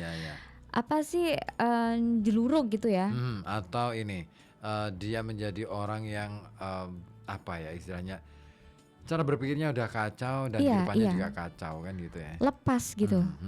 Jadi tidak ada lagi regulasi dalam dia berjalan, dalam dia bertindak, itu yang bahaya ucul gitu ya. Nah, yang pasti itu mencelakakan diri sendiri ya. Coba dia pemikirannya tidak didasarkan lagi dengan aturan-aturan yang benar. Betul. Dia tidak punya regulasi lagi. Bisa dibayangkan dong bagaimana dia bertindak, bagaimana bersikap. Nah itu ya. Nah terus kalau misalkan contoh dalam sehari-hari kita biar gampang dipahami ya, misalkan Kang Diput menerima pesan berantai yang mengandung informasi sensitif nih atau hoax, kasus banjir digital ya. Kalau Duduko itu berarti mengukur dulu kebenarannya, ukur kebenaran informasi itu apakah sumbernya kredibel, dari mana nih sumbernya, beritanya dari mana atau beritanya dari siapa. Nah apakah ini spekulasi atau fakta yang terukur gitu? Dia spekulasi hanya pendapat saja atau memang benar fakta yang terukur menggunakan akal sehat dan ya pastinya scientific estimation gitu ya. Harus dikaji secara mendalam terlebih dahulu, kan diri kita nih yang bisa mengkaji. Kalau kita tanya ke orang lain itu sudah nanti beda lagi. Ya, pandangan orang kan juga berbeda lagi karena prayogo ya, itu mempertimbangkan akibatnya. Misalkan gini, dapat something berita ya. Nah, kalau saya menyebarkan, akibatnya apa? Apa akibat moralnya dan hukumnya? Bagaimana, apakah ini bisa menimbulkan kegaduhan, daludor itu tadi ya, atau bisa mencelakai orang lain. Nah, itu kita harus pikir-pikir karena kita bahasnya dalam era digital ya, dalam era berita yang sangat informasi yang banjir. Nah, kita harus memperhatikan hal itu. Ini penting. Aku tuh ya kalau di grup itu kadang-kadang kan grup itu kan rame ya. Selalu rame dengan berita-berita baru gitu ya. Saya selalu berpikir bahwa kadang-kala ya mereka yang suka nge-share itu mikir nggak sih bahwa mungkin maksudnya baik, yaitu ingin menyampaikan fakta kebenaran menurut berita yang dia ambil itu. Tapi itu tadi pertimbangan bahwa apakah ini punya relevansi dengan kehidupan kita ataukah apakah dia punya manfaat secara komunal, ada enggak. Nah, itu kadang-kadang itu pertimbangan itu dilewati. Nah, sehingga yang muncul adalah ini maksudnya apa nge-share kayak gini nih. Spamming ya. Kalau aku kan sudah terbiasa ya dengan istilahnya bagaimana informasi diproduksi dan lain sebagainya itu udah tahu lah ya. Jadi ketika misalkan ada informasi itu, aku nggak langsung nanggapin tuh di grup. Tapi kan orang lain yang nggak paham, wah rame aja langsung, kan. Iya. Pro kontra lah dan lain sebagainya. Nah akhirnya aku kadang-kadang gini, aku nggak ngerti ya apakah ini akan menjadi sikap yang keliru atau bukan. Ketika akhirnya aku mencoba untuk ya udah deh aku diemin aja. Daripada aku masuk di tengah-tengah itu terus kemudian berusaha menengahi juga nggak susah. Kalaupun misalnya didiemin sebenarnya kasihan juga nih orang bertengkar hanya sesuatu yang nggak jelas yang gitu mereka nggak paham juga gitu, sama-sama nggak taunya tapi ribut bareng itu dia. Tapi sebenarnya sama Kang, saya pun terhadap hal yang mungkin tidak pantas, maksudnya dalam arti saya tidak ada kapasitas di situ ya, saya memilih untuk diam gitu. At least nanti ada mungkin ada kanal lain ya yang memberitakan itu mungkin secara parsial, secara imbang gitu ya. Saya akan share itu gitu. Tapi at least kalau memang itu lagi rame ini, ya udah deh biarin aja gitu. Mungkin itu memang dasar kebahagiaan mereka mungkin seperti itu sih. Kalau aku lebih cenderung gini nih, aku berpikirnya gini. Nanti deh kalau misalkan ketemu aja di darat gitu loh. Tapi kan dalam grup itu juga jarang bertemunya juga kan, karena grup itu sekarang banyak sekali. Banyak banget. Dan belum tentu orang lokal sendiri. Iya, benar. Datang dari mana apalagi kalau grupnya besar. Iya, dengan mindset yang berbeda-beda gitu. Atau caraku yang lain ini gini. Gimana? Aku bikin tulisan. Yang membahas hal itu. Yang membahas hal itu, tapi nggak gamblang. Iya. Nggak, maksudnya nggak secara terbuka. Karena kalau secara implisit ya. Cuman ya itu tadi ada beberapa teman yang paham ya dengan tulisan-tulisanku itu kadang-kadang ngomong gini, percuma mas jenengan bikin tulisannya kayak mereka gitu. Mereka nggak paham. Orang kita tuh udah nggak paham yang implisit kayak gitu. Mereka lebih suka yang praktis. Aku kasih tanggapan bahwa nggak masalah mereka nggak paham. Karena pengetahuan menurut pandanganku ya, ilmu pengetahuan itu ilmu lah ya, itu tidak bisa disampaikan secara serampangan untuk semua orang. Iya benar. Ada filter, ada sesuatu yang nanti di kemudian hari yang paham dia yang ngerti. Nah yang ngerti ini yang kemudian harus menyampaikannya dengan cara yang baik, tapi tidak dengan cara terbuka lebar-lebar. Benar. Perlu pendekatan-pendekatan yang sangat persuasif itu. Nah dengan cara-cara seperti itu, makanya yang aku tulis bukan soal pengetahuannya atau ilmunya. Saya nulis tentang tanggapan itu, tapi sengaja saya bikin perhalus banget. Kenapa? Agar nggak menyinggung gitu ya. Betul.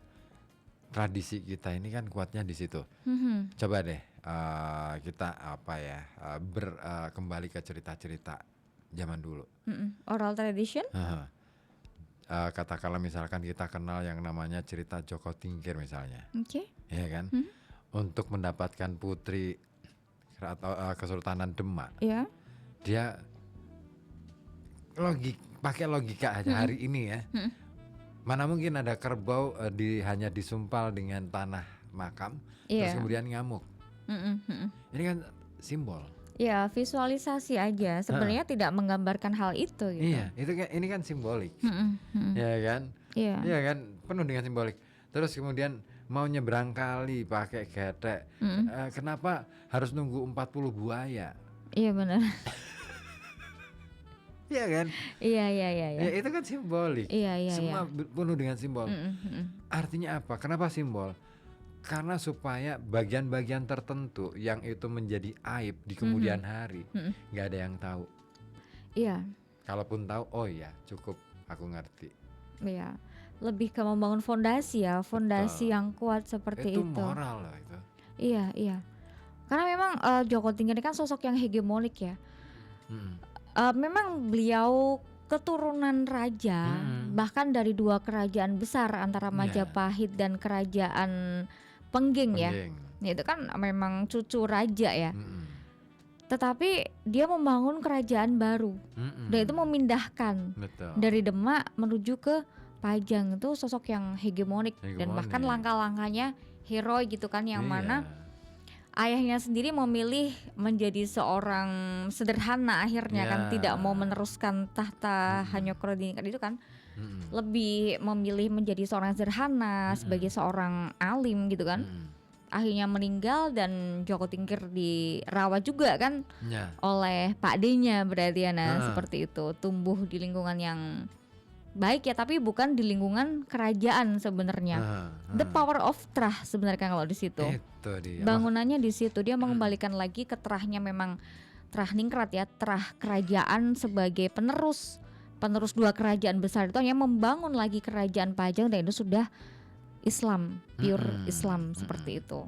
Itu dia, makanya aku berpikir bahwa oh ya orang-orang dulu itu selalu pakai sanepan.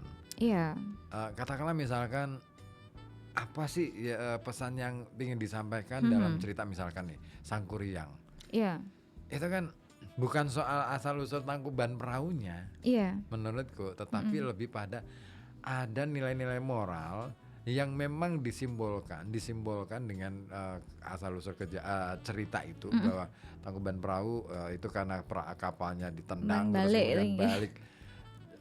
Terus aku melihat bahwa enggak itu hanya simbolik.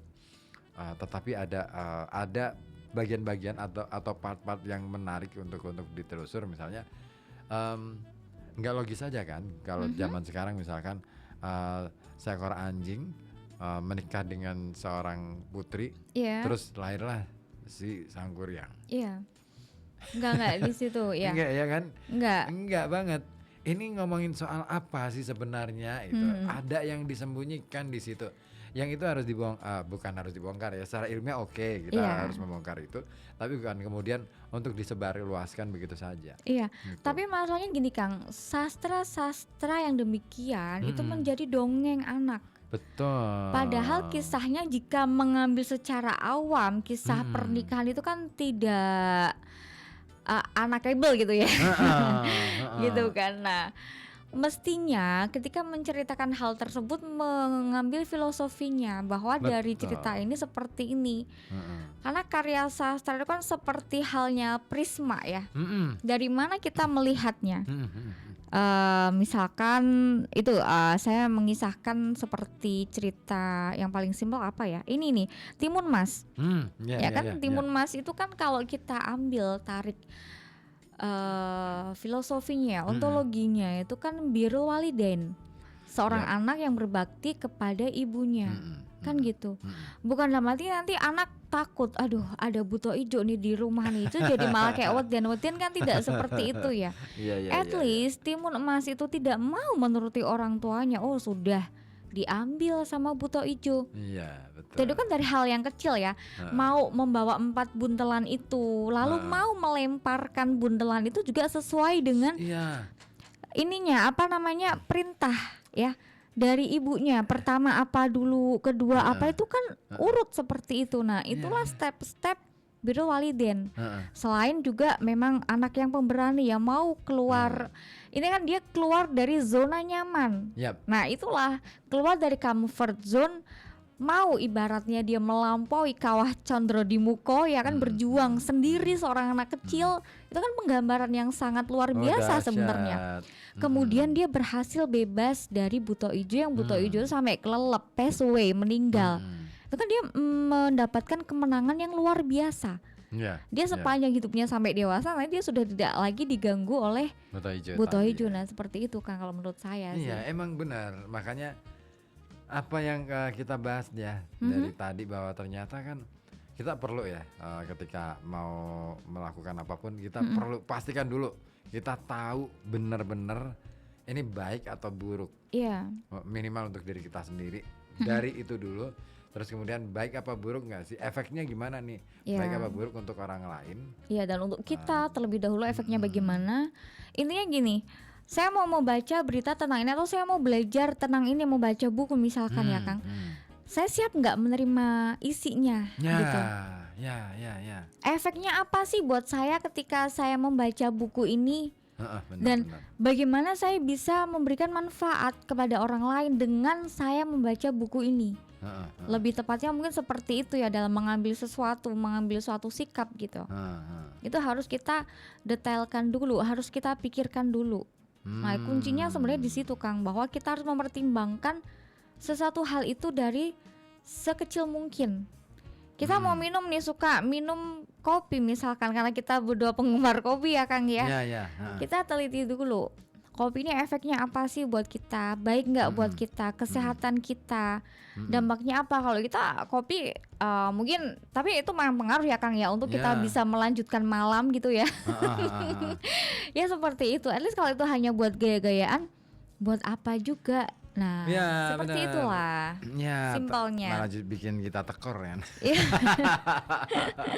Iya. Oke deh. Nah ini akan tambah seru lagi ya obrolan kita malam hari ini.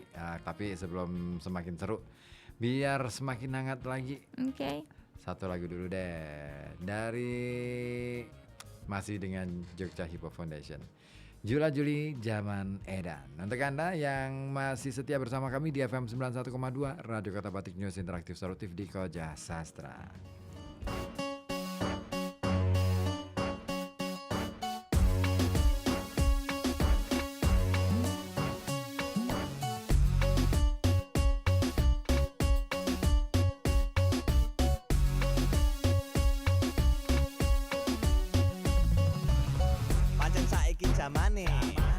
Munggah bulan numpak doka. Lah politike saiki rakyate saya kere. Pancen saiki zamane niatku tuku mano. Politik rada bingung. Pokoke inut.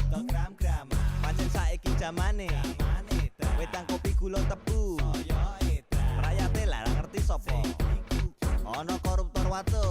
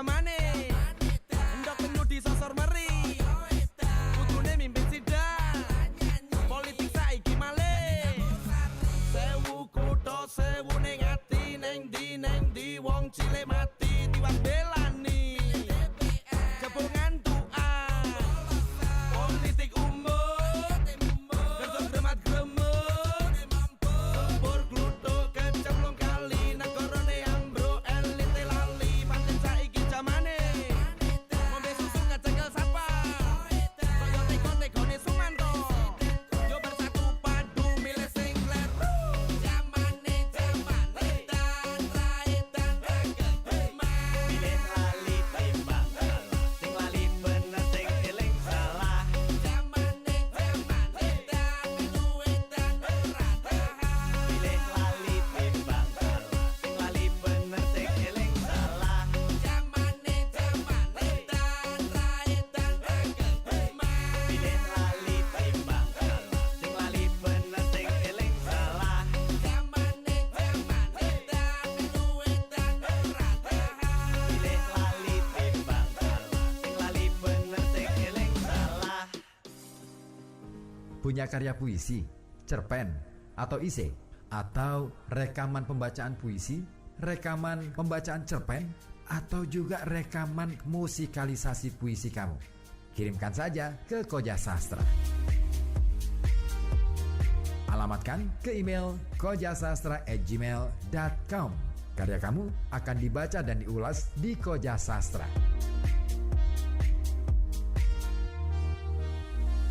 Simak acaranya hanya di FM 91,2 Radio Kota Batik setiap Kamis pukul 19 sampai 21.00.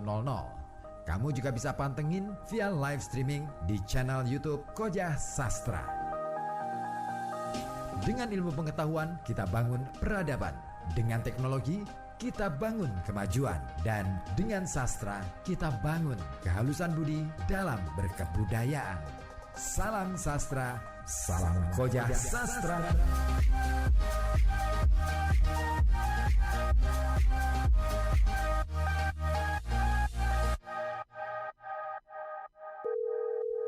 Halo, salamnya buat siapa nih Bapak? Salamnya buat Pak Idris. Terus buat siapa ya? Waduh, kok lupa aku mas.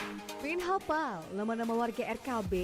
Makanya ikutan dong rutinan warga RKB tiap 2 bulan sekali.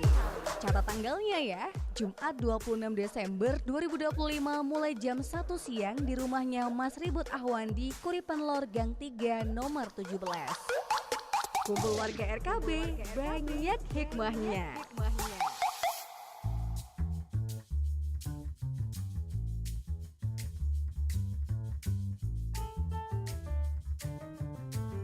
Anda masih menyimak Koja Sastra bersama saya Ribut Ahwandi hanya di FM 91,2 Radio Kota Batik.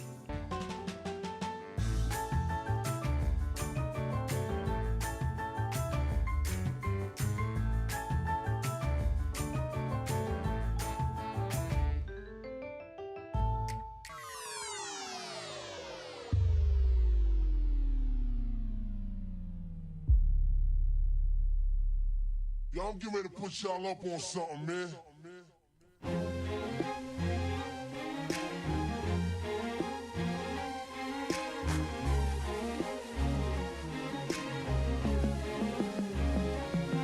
Tutu sembah sukmo, tutu sembah rasa, nanging aku arep lakoni sembah rata. Tutu sembah sukmo, tutu sembah rasa, nanging aku arep lakoni sembah rata.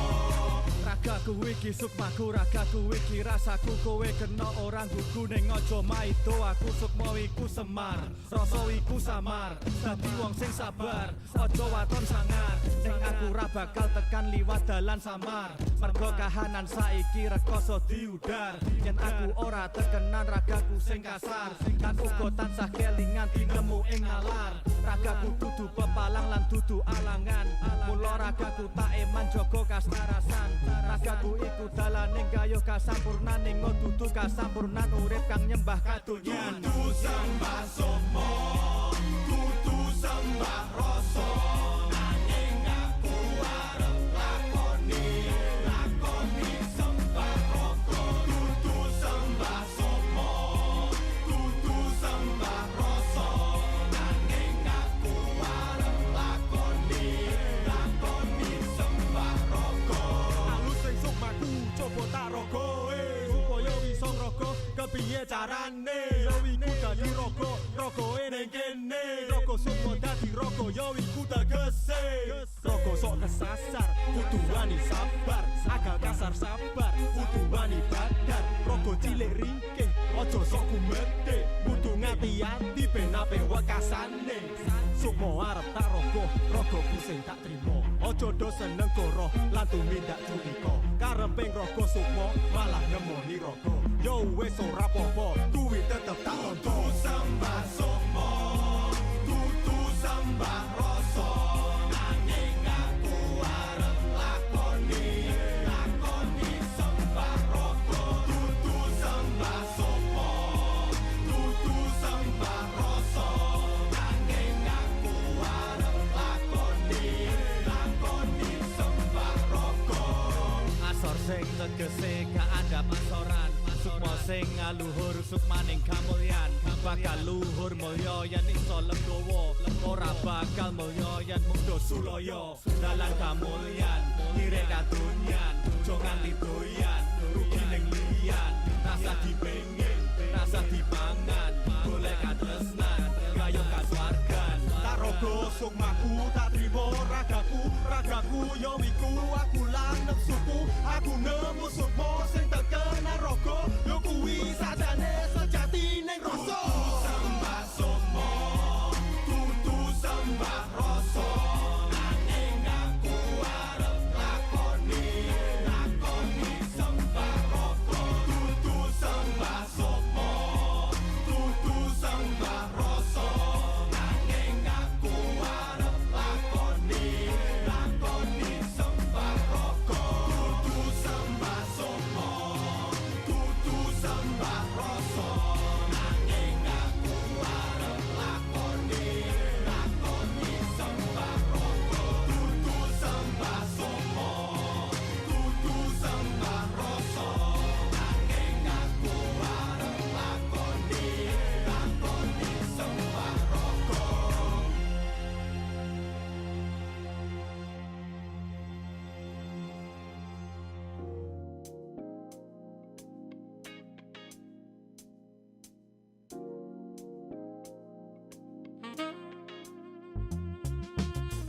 Yuk balik lagi di Koja Sastra di FM 91,2 Radio Kota Batik News Interaktif Solutif. Terima kasih yang sudah bergabung juga. Saya sapa terlebih dahulu.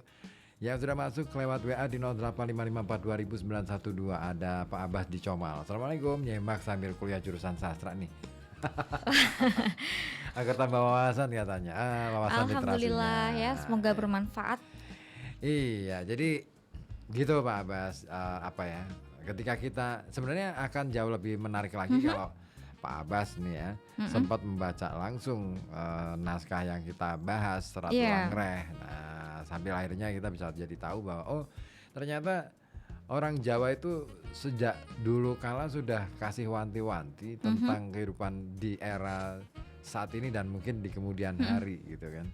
Bahwa memang tidak menggunakan bahasa secara yang ungkapan-ungkapan yang secara eksplisit ya.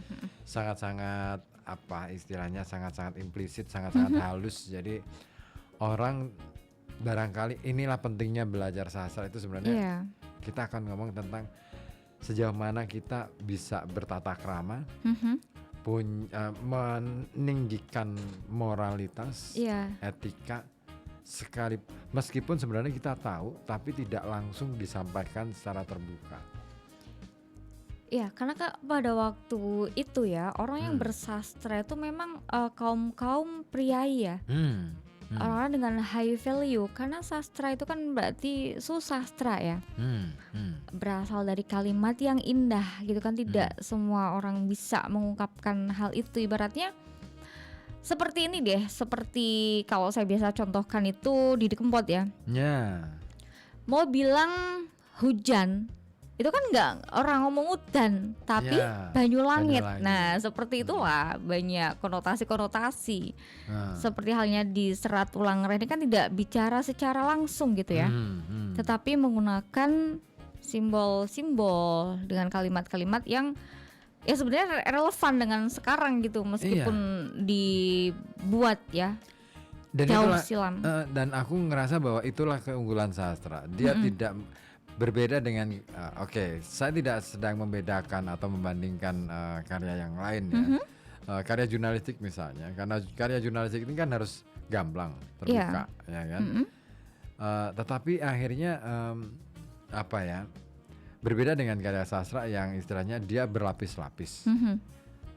Satu kata aja bisa mungkin mengandung banyak makna, banyak fakta di balik itu semua. Nah sementara karya jurnalistik itu hanya bercerita tentang fakta itu yang tidak bisa istilahnya implementasikan, tidak diulik lagi lebih dalam, ada nggak relevansi, tidak bisa dikaji lagi secara mendalam gitu ya. Kecuali ketika ini dibandingkan dengan fakta-fakta lain, berita-berita yang sudah ditulis. Benar. Nah itu bukan kelemahan, tapi itu memang cara penyajian ya, cara penyajian informasi. Tipenya seperti itu. Nah sastra ini memungkinkan kita untuk kalau dalam istilahnya Ki Ageng Suryoningrat itu kita bisa mulur mungkret gitu loh. Supaya kita bisa jadi lebih dalam, lebih tahu. Karena memang yang diajarkan di dalam sastra itu kebijaksanaan sih menurut gue. Iya, kebijaksanaan ya, tentang pendidikan. Intinya tuh semua kebijaksanaan ya. Nah, di ini ya terkait dengan masih resiliensi ini ya. Jadi di Serat Ulang Reh ini yang terakhir ya menjelaskan tentang laku utomo ya, resiliensi. Itu kita harus yang pertama sabar, tenang, dan juga terukur ya. Nah, jadi bagaimana sikap kita, sikap yang benar terhadap ketentuan hidup atau pepancan ya. Jadi resiliensi sejati adalah tentang bagaimana kita menyikapi takdir atau pepancan ya yang diberikan Tuhan ya. Jadi Ulang Reh membedakan dua jenis penerimaan, Kang, di sini, Kang. Nah, yang pertama itu menerima yang buruk atau fatalistik ya, adalah sikap pasrah secara jumud atau fatalistik ya, di mana seseorang yang bodoh yang tidak berupaya bertanya atau meniru-niru, hanya menerima takdir kebodohannya. Nah, ini adalah orang yang menerima yang tidak baik nih. Lalu yang kedua itu menerima yang baik, bersyukur dan berjuang ya. Nah, bersyukur dan berjuang ini tipe menerima takdir sebagai titik awal lah. Lalu berjuang sekuat tenaga untuk meraih hal yang lebih baik. Contohnya gini, misalkan bersyukur atas posisi saat ini ya. Tetapi berusaha magang, misalkan magang pada raja atau pada orang yang lebih berpengetahuan untuk naik pangkat gitu. Atau orang yang tidak menerima kebodohannya dan terus mencari ilmu. Misalkan pelajaran X dapat nilainya 30 misalkan. Ini orang yang menerima ya, fatalistik tadi, jumud ya. Oh ya sudah, aku memang kemampuannya segini kok, saya nggak apa-apa, saya menerima pemberian Tuhan seperti itu. Tetapi menerima yang baik, bersyukur dan berjuang, alhamdulillah masih dapat 30. Tapi besok saya akan berusaha untuk mendapatkan yang lebih lagi, 40 misalkan. Seperti itu. Selalu berjuang, naik ke tingkat lagi. Nah gitu. Jadi penting untuk dipahami bahwa ketetapan Tuhan itu tidak meniadakan usaha manusia. Ya kan? Dan resiliensi adalah perpaduan ya antara keikhlasan menerima pepancan, menerima takdir, dan terus mencari ilmu. Jadi resiliensi itu tidak hanya bertahan, tetapi berjuang. Ada upaya gitu ya? Iya, untuk mencapai better ya, better and the best gitu, yang lebih baik dan terbaik gitu. Nah, Ini gitu. kayaknya relevan banget ya dengan ceritanya Mama Sasa tadi tuh. Iya benar. Iya kan? Beliau Ketika- tidak hanya berdiam diri Betul. gitu ya. Ada upaya, ya oke lah. Karena modalnya nggak ada dan hanya bisa urun tenaga gitu kan, katakanlah. Akhirnya begitu pulang dari Jakarta, orang kan selalu mandangnya gitu ya. Iya. Wih, ini dari Jakarta nih kaya nih kan gitu ya. Iya benar Selalu benar. pikirnya gitu. Kalau kita kemakan omongan kayak gitu, ya itu berarti kan kita sudah nggak bisa membedakan baik buruk tuh. Iya. Ya kan? Terus akhirnya larinya ya udah deh, aku harus menjaga gengsiku sebagai orang yang datang dari Jakarta gitu Iya kan. benar. Ya, terus Covering lagi. covering lagi. Nah, efeknya adalah kita semakin nggak ngerti lagi sebenarnya akhirnya yang kita lakukan itu sudah melanggar adat tradisi yang berlaku di masyarakat. Jaga gengsi otomatis kan bikin orang itu jadi ini siapa sih orang? Iya Akhirnya benar gitu kan? benar. Iya makanya ketika yang saya alami juga Kang ya, ketika dulu sempat di ibu kota ya, bahkan lumayan ya 5 tahun lah ya di sana. Mantap. Luar biasa ya, tapi KTP tetap Pekalongan kok, nggak mau ganti gitu ya. Jadi pulang itu seakan orang melihat wow gitu, orang Jakarta gimana kan, bahkan dengan sekarang orang yang nggak suka yang menggunakan atribut banyak, dalam arti nggak suka ini ya bling-bling apa segala macam gitu, itu dianggap di Jakarta lama kok nggak menghasilkan sesuatu gitu kan.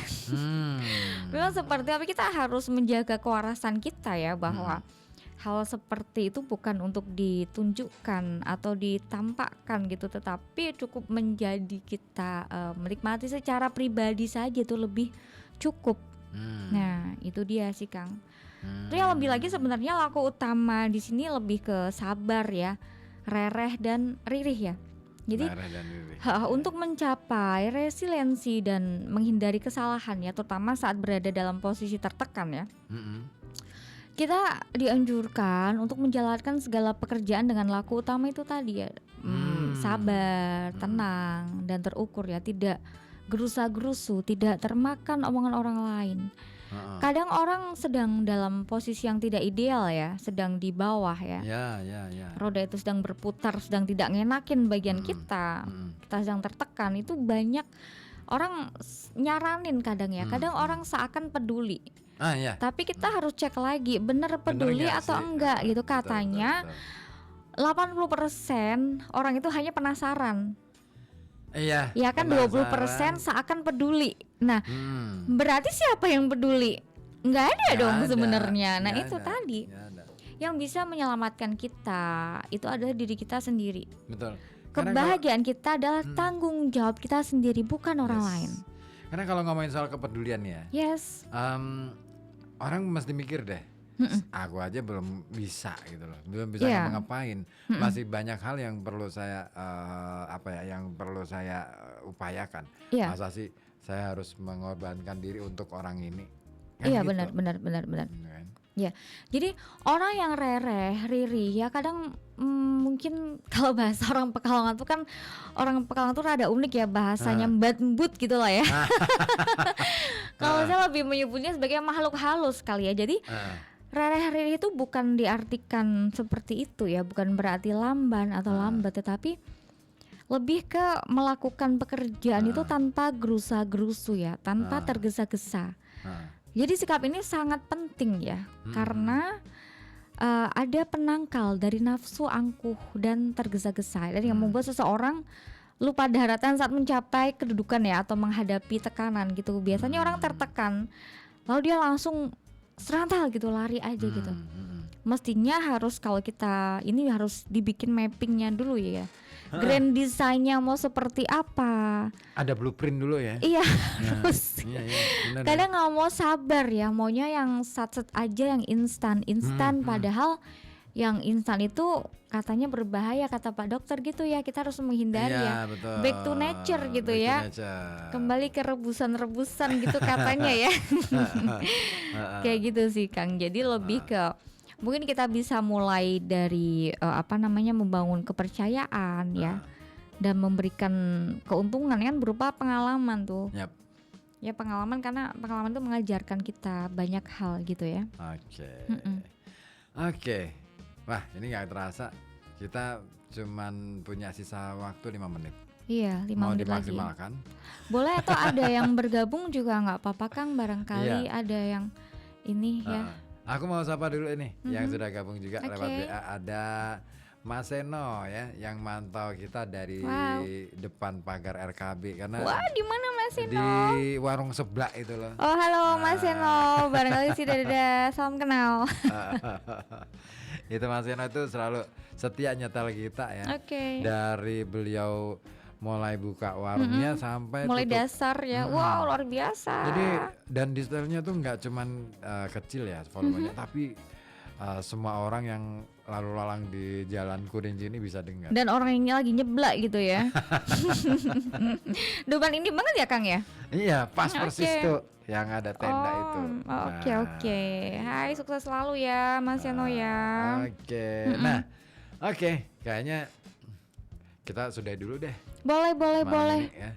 Sambil kita nanti habis ini kita lanjut di belakang aja deh. Oke, boleh close statement ya Kang ya. Boleh.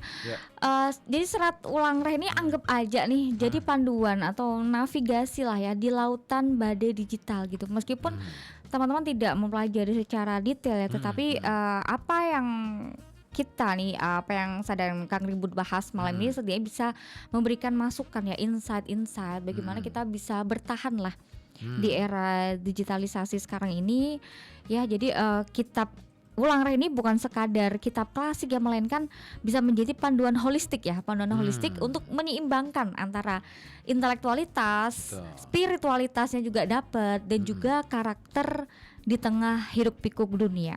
Oke, terima kasih Kang Ribut. Terima kasih semuanya. Banget. Dan ya itulah tadi obrolan kita ya. Selama 2 jam kita ngobrol soal Ulang Reh dalam konteks kita membaca Ulang Reh dengan persepsi masa kini. Oke, kita ketemu lagi Koja Sastra minggu depan dengan topik-topik yang menarik lagi, dan jangan kemana-mana, tetap di sini di FM 91,2 Radio Kota Batik News Interaktif Solutif. Terima kasih Anda telah menyimak Koja Sastra bersama saya Ribut Ahwandi dari FM 91,2 Radio Kota Batik.